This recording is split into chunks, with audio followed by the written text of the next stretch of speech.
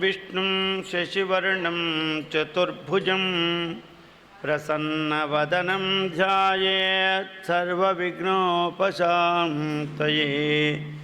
अगजाननपद्मार्कं गजाननमहर्निशम् अनेकदन्तं भक्तानाम् एकदन्तमुपास्महे। मूकं करोति वाचालं पङ्गुं लङ्घयते गिरिं यत्कृपातमहं वन्दे परमानन्दमाधवम्।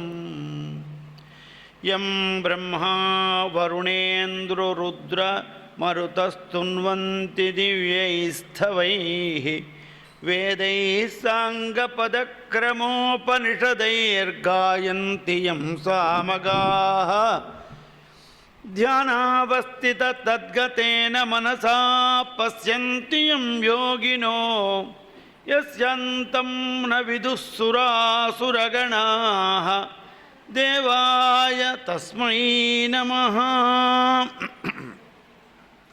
यज्ञागभिर्भवभयविनाशयोग्यम् आसाद्यवन्दितमतीव विविक्तचित्रैः तद्वपुनातु हरिपादसरोजयुग्मम् आविर्भवत्क्रमधिष्ठितभूर्भवस्व पायात्सवः सकलकल्मषभेददक्ष क्षीरोदकुक्षिपणिभोग विनिष्टमूर्तिम् सा श्वासावधूतसलितोत्कणिकाकराळा सिन्धुप्रणुत्यमिव यस्य करोति सङ्गात्। ओम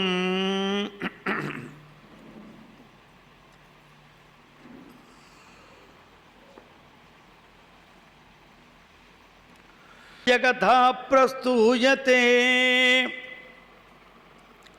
क्रौष्टिकी उवाच भगवन् कथितं त्वेत जम्बूद्वीपं समासथा यदेतद्भवता प्रोक्तं कर्मणान्यत्र पुण्यदम्। पापाय वा महाभागवर्जयित्वा तु भारतम् इतः सर्गश्च मोक्षश्च मध्यश्चान्तश्च गम्यते।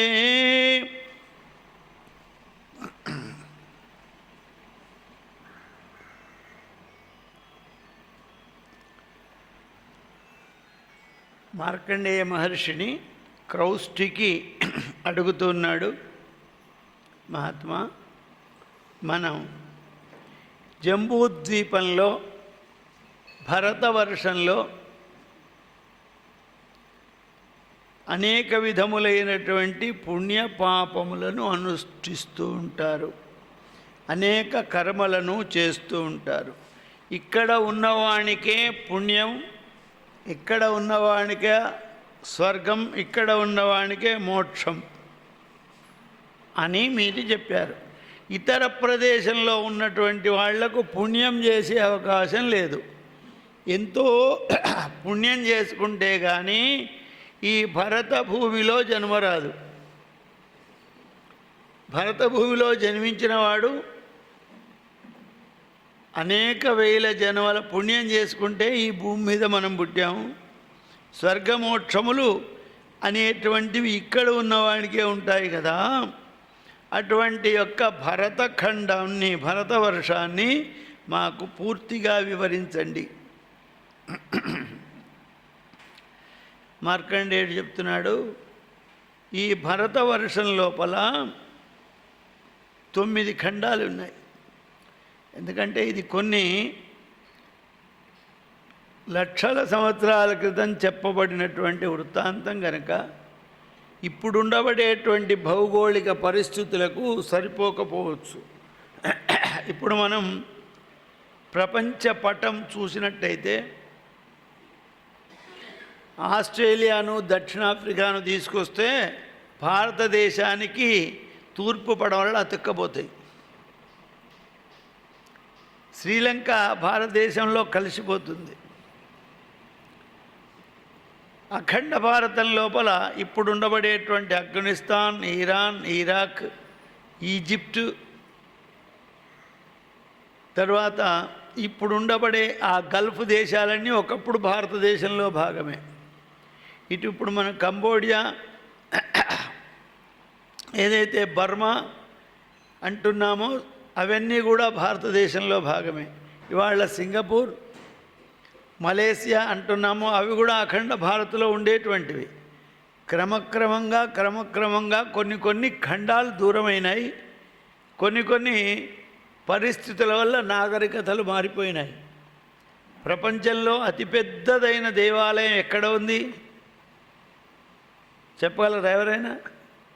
భారతదేశంలో కాదు, యావత్ ప్రపంచంలో అంత పెద్ద దేవాలయం లేదు. ఎక్కడ ఉంది అది? మయన్మార్లో ఉంది. అంకోట్ దేవాలయం అంటారు, అది నా విష్ణుమూర్తి దేవాలయం. అంత పెద్ద దేవాలయం ఇండియా కాదు, భారతదేశం కాదు, కంబోడియా అంటే ఇప్పుడు దాన్ని పూర్వం కంపూచియా అనేవాళ్ళు ఇప్పుడు కంబోడియా అంటున్నారు. అది ఇప్పుడు ప్రస్తుతం కొంత బౌద్ధ దేశం, కొంత ముస్లిం దేశం. కానీ అక్కడ అత్యంత పెద్ద విష్ణుదేవ, ప్రపంచంలో అంతకంటే పెద్ద దేవాలయం లేదు. అక్కడ ఒక 20 సంవత్సరాల క్రితం కొంతమంది పశువుల కాపర్లు వెళితే అక్కడ ఏదో కనబడ్డది. ఏదో మెల్లగా తవ్వుతూ ఉండగా అది ప్రభుత్వానికి తెలిసి, ఆ కంబోడియా ప్రభుత్వానికి తెలిసి పురావస్తు శాఖ వాళ్ళు దాన్నంతా తీసి కడిగి పెట్టే వరకు ప్రపంచంలో అంత పెద్ద దేవాలయం, విష్ణు దేవాలయం లేదు. కింద చెక్కు చెదరలే. ఇప్పుడు మన వాళ్ళంతా పోయి చూసొస్తున్నారు. ఇప్పుడు కూడా ఆ మయన్మార్ వెళ్ళి ఆ దేవాలయాన్ని చూసొస్తున్నాడు. అక్కడ నిత్య ధూపదీప నైవేద్యాలకు ఏర్పాటు చేశారు అక్కడ ప్రభుత్వం వాళ్ళు. అంటే ఇవాళ అమెరికాలో ఒక చెరువు ఉంది. చెరువు ఎండిపోతే అందులోపల 5 ఎకరాల విస్తీర్ణంలో శ్రీచక్రం యొక్క మ్యాప్ వేయబడ్డది.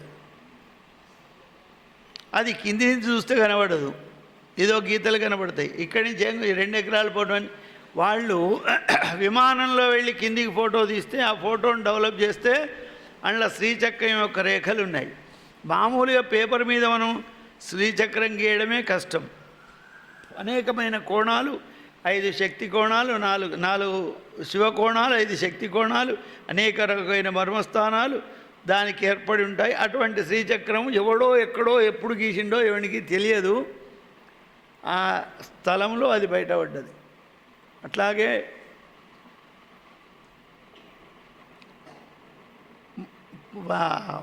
పర్షియాలో శివలింగం బయటపడ్డది.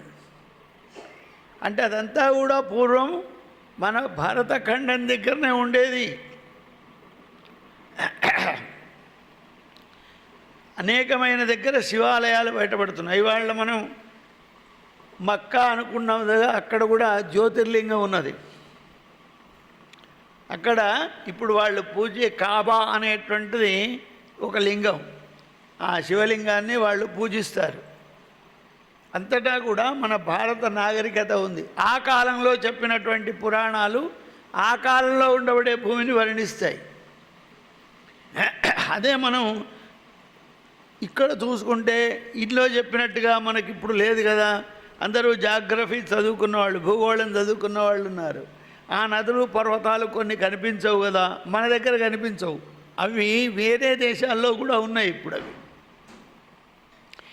ఇంద్రద్వీపకశేరూం స్తామ్రవర్ణోగభస్తిమాన్ నాగద్వీపస్తదా సౌమ్యో గాంధర్వో వారుణస్తదా అయంతు నవమస్తేషాం దీపసాగర సంవృతః యోజనానాం సహస్రం వై ద్వీపోయం దక్షిణోత్తరం పూర్వే కిరాతయస్యాంతే పశ్చిమే యవనస్థత బ్రాహ్మణా క్షత్రియా వైశ్యా శూద్రాశ్చాంతస్థితా ద్విజ ఇద్యాధ్యాయ వాణిజ్యాజ్ఞై కర్మ వికృత భావనాం.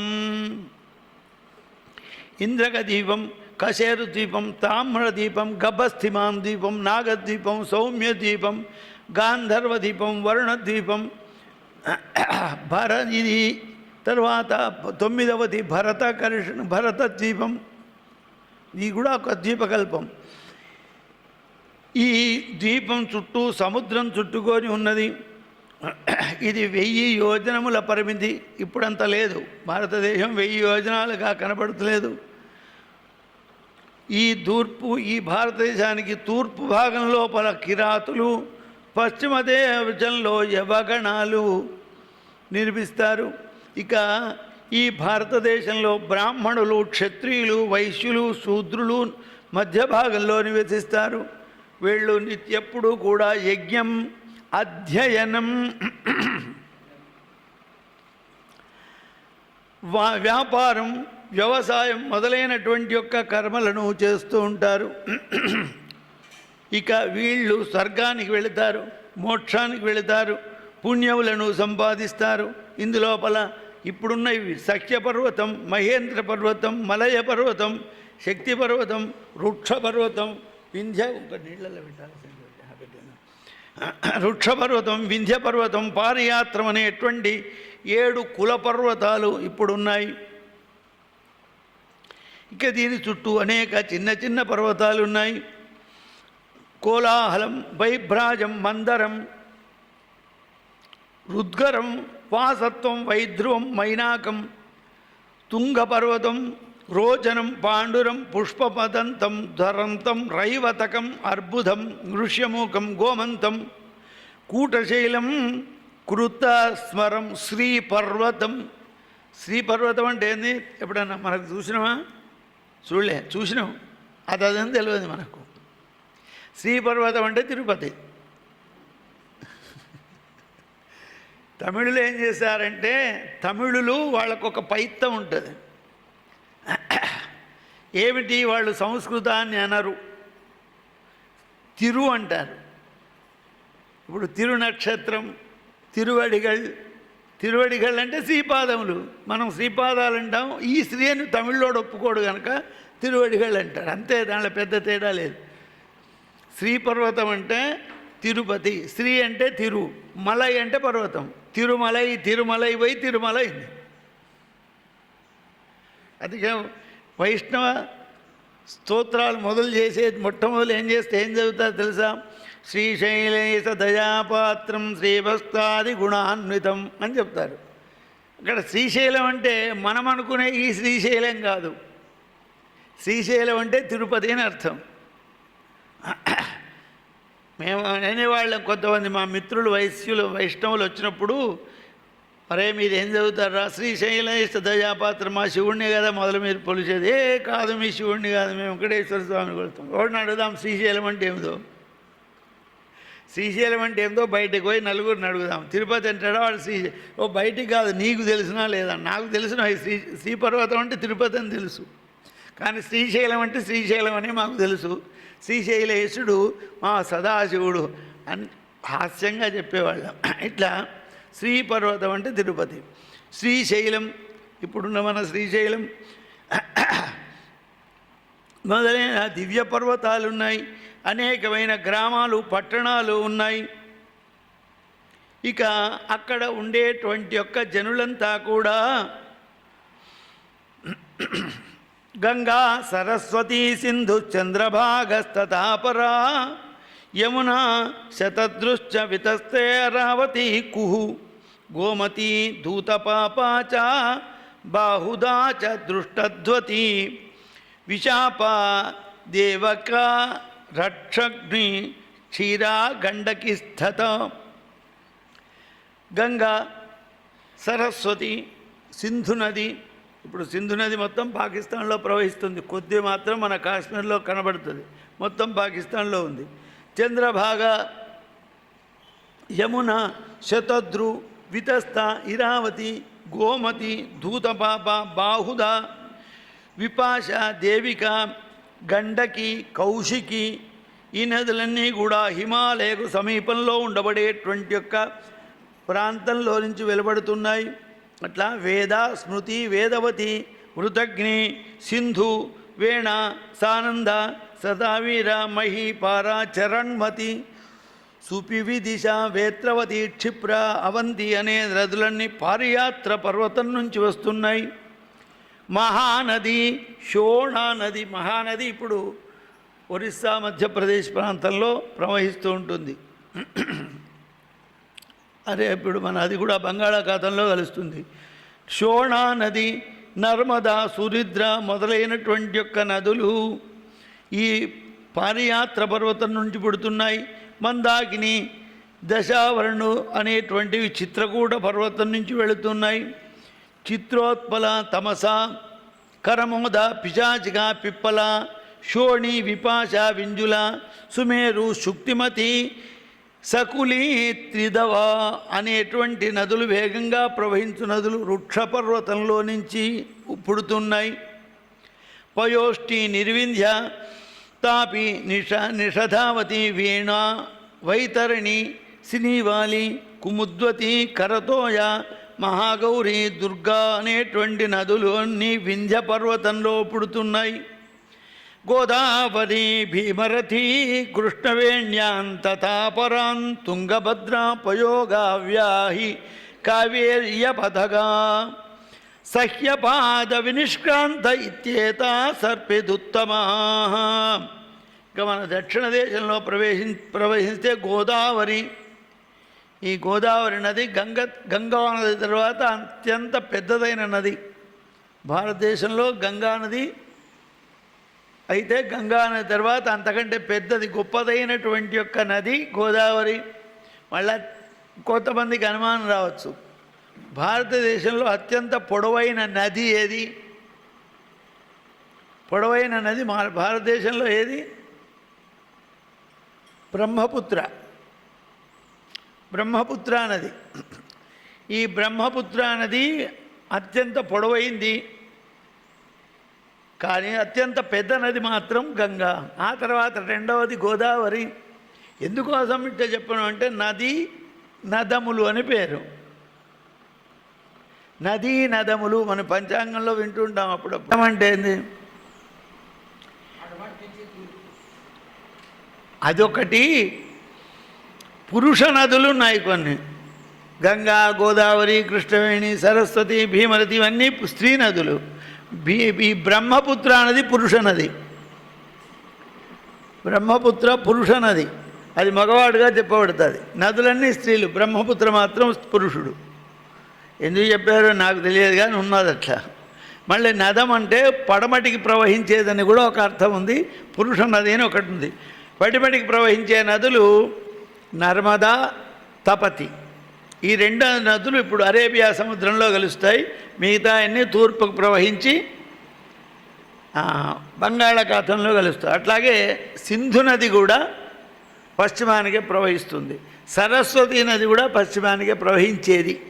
ఇప్పుడు సరస్వతి నది మనకు చరిత్రలో మిగిలిపోయింది, ప్రత్యక్షంగా కనబడేటువంటి అవకాశం లేదు. మళ్ళీ గుజరాత్ ప్రభుత్వం వారు నర్మదా నది ప్రవహించేదాన్ని గుర్తించి మళ్ళా ప్రవహింప చేయాలి అని ప్రయత్నం చేస్తున్నారు. ఎంతవరకు వస్తుందో తెలియదు. పూర్వతం సరస్వతీ నదీలోయ నాగరికత, ఇప్పుడు మనం అనుకునే హరప్ప, మొహంజోదారో నాగరికతలు గొప్పని మనం చదువుకుంటున్నాం. అంతకంటే పూర్వం సరస్వతీ నదీలోయ నాగరికత ఉండేవాడి. అవి అంతరిక్షంలో నుంచి ఉపగ్రహాలు, శాటిలైట్స్ తీసినటువంటి యొక్క ఫోటోలలో ఈ నర్మదా నది పరివాహక ప్రాంతం స్పష్టంగా ఏర్పడ్డది. అక్కడ అనేకమైనటువంటి జలం భూగర్భంలో ఇప్పుడు కూడా ఉంది అని చెబుతున్నారు. ఇవన్నీ కూడా గోదావరి, భీమరతి, కృష్ణవేణి, తుంగభద్ర, సుపయోగ, కావేరి, మహానది, వింధ్య పర్వతాల్లో నుంచి వెలువడుతూ ఉన్నాయి. కృతమాల, తామ్రపర్ణి, పుష్పజ, ఉత్పలావతి నదులు మలయ పర్వతంలో నుంచి పుడుతున్నాయి. ఇక సోమకుల్య, ఋషికుల్య, ఇక్షుక, త్రివిధ నదులు మంచినీళ్లతో ప్రవహిస్తూ మలయ పర్వతంలో నుంచి పుడుతున్నాయి. ఇక ఈ నదులన్నీ దివ్య పర్వతంలో నుంచి వెళ్ళిపడి అత్యంత పుణ్యప్రదములు. మనం స్నానం చేసేది ఎందుకు అంటే శరీర శుభ్రత కోసమే కాదు, స్నానం వల్ల సకల దోషములు హరిస్తాయి. పునంతు పృథివీం పృథివీ పూతా పునంతు మాం దేవక్షయ. ఇది నీళ్ల యొక్క మంత్రం. ఆపోవా ఇదగుం సర్వం విశ్వాభూతాన్యాప ప్రణవ ఆప పశవ ఆపోన్నమాపో